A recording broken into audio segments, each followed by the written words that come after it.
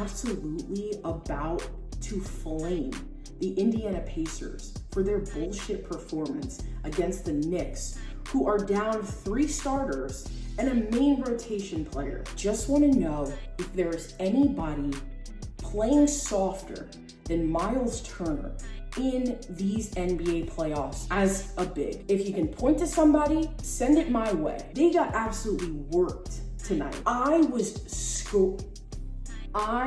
going to go through the roof watching his performance as a former power forward. I couldn't believe that he couldn't put a body on anybody. He had no interest whatsoever. He was getting completely humiliated by Hartenstein, and he simply didn't really have a care. He had no problem running directly to the opposite end of the floor to get a 3-point shot. I feel like tonight, Myles Turner absolutely got exposed. And I think this is going to be something that we see moving forward as small ball continues to disappear like the Warriors do. All of these finesse AAU big guys who have had the luxury of not being physical forces that they are supposed to be in the paint. And if you are soft, if you are not going to bang the boards and bang some bodies in the paint, you need to get out of the league. There is something in particular about being in the playoffs where there is another man grabbing 12 offensive rebounds in your face and you're not angry about it. I was looking at him in the 4th quarter. You were getting absolutely worked. You're essentially the only big guy, the only physical presence on the floor for the Pacers, and you absolutely got clowned. There's no other way to put it. I am not being hard on him. For Isaiah Hartenstein, who I think is like a 3rd or 4th string guy, for him to come in and to essentially humiliate Myles Turner without any real retribution, it absolutely has to be called out. Somehow, with Tyrese Haliburton and Pascal Siakam essentially being ghosts for the majority of the game, somehow Myles Turner's performance is actually the most egregious and unacceptable performance of the night.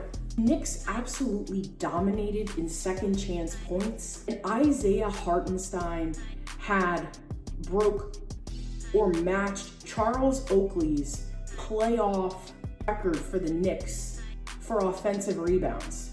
Offensive rebounds is simply just a matter of will. It's a matter of want to, it's a matter of effort, and just simply caring enough to put a body on somebody. Myles Turner was sitting in the paint most of the game, just like this, just kind of lackadaisical as the ball's up in the air. It is so frustrating to have watched the game change into something that feels unrecognizable to me for guys who are at the 5 position. I don't want to yell at the sky and say get off of my lawn, but when you're the biggest, most imposing player on the floor prefers to get some flimsy floaters from the free throw line and to continuously miss 3-pointers, you're gonna hear from me. It's the opposite of what we've been taught fundamentally. In the beginning of the 3rd quarter, they cut it down to 7. The Knicks essentially go on a run where for 7 minutes of gameplay, Indiana didn't score a basket because they were focused on either Haliburton's not looking for a shot, Siakam's not looking for his shot. Siakam needs to understand, right? You were brought here for your offense. You're supposed to be able to defer to Myles Turner, which obviously is not a thing after tonight that we see.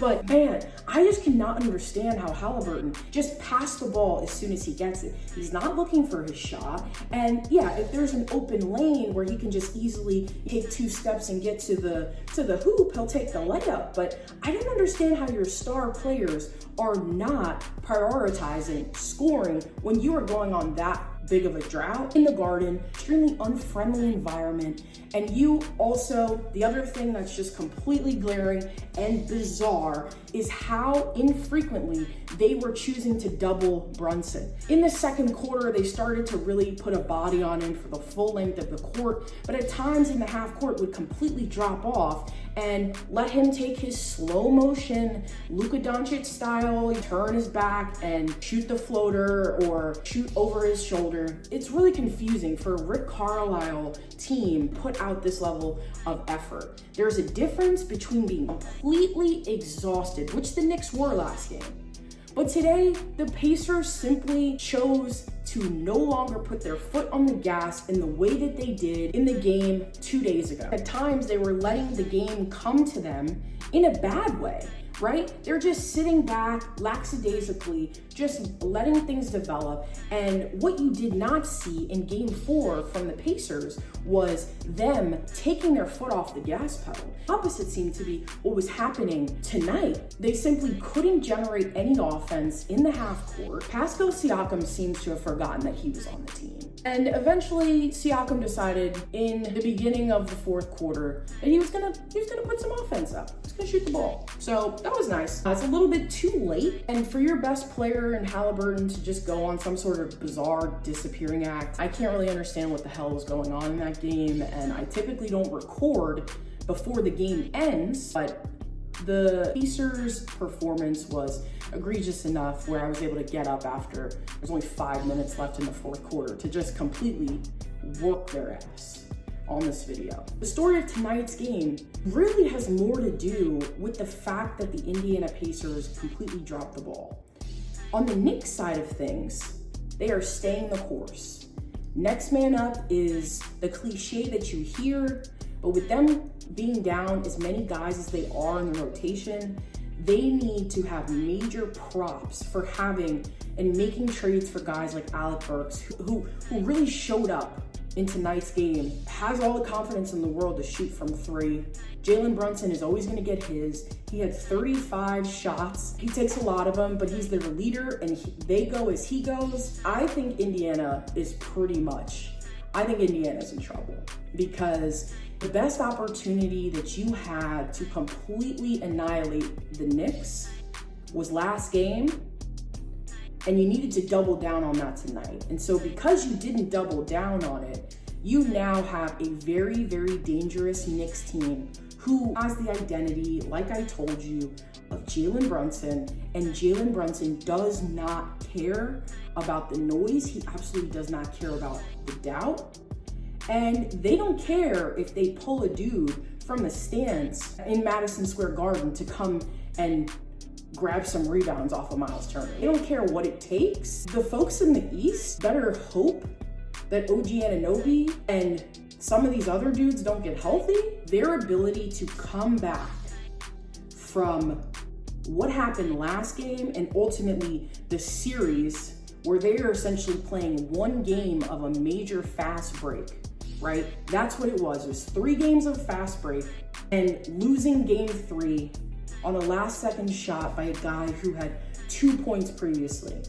If that didn't get them down, if that allowed them to rebound, if they are now able to get the rest they need and potentially have OG later in the playoffs, which I think the Knicks are going to comfortably come away with this. I just don't see, even with the 2 days off, Indiana's problem is not about their pace. It's not about them being tired. I don't know if it's arrogance. I don't know if it's overconfidence, but there's just something that's not right there. And maybe it's just a matter of Haliburton just simply hasn't been in these type of games, and there's not a lot of players who are inexperienced and young in their career that can go in to the Garden and comfortably come away with some of these games. It takes a very special type of player like an Anthony Edwards, like a guy who's got an absolute killer instinct, which we see in Jalen Brunson. If the roles were reversed, I would feel very confident in Jalen Brunson coming into the Garden and handling his business. Haliburton just simply isn't there yet. And we know Pascal Siakam, he is extremely passive.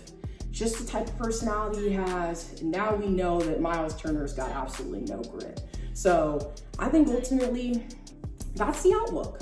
I think the Knicks, I don't see a way that the Knicks don't win this series, but I think there's a good chance that Indiana doesn't really come out with a ton of fire, because if you are willing to get clowned the way that you did tonight after that team is completely depleted and has nobody, I have zero faith in you, as you know. Hit the like, subscribe. Appreciate you stopping by. I will see you next time.